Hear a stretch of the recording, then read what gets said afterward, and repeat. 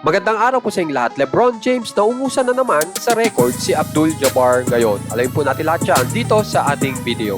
Napakaganda nga pong balita at sa pagtaas po ng edad ni LeBron James ay nakakuha na naman po siya ng bagong record na most points scored in a game by a player after turning 41 years old. Okay? So yan yung bagong record niya kasi naungusan niya po dyan si Kareem Abdul-Jabbar na meron lang na nakuha na 25 points noong April 19, 1988. Samantalang si LeBron James na pumasok na po ngayong taon na to ay naka 31 points po kung saan ay January 2, 2026. Kaya napakagandang balita po yan sa mga fans ni LeBron. Ngayon, ipakita ko po sa inyo ito po mga matitinding highlights ngayon ni LeBron.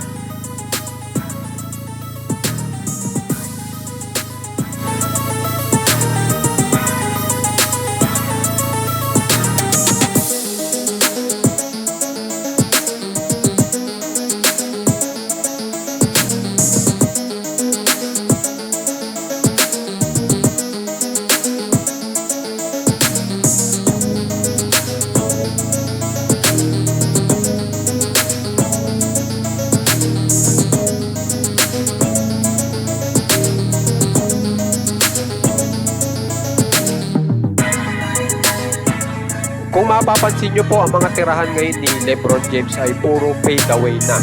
At talagang kung mapapansin nyo, napakamautak po ni LeBron James sa paglalaro ng basketball. Mga simplihang tira na lang, ngayong siya ay 41 years old na.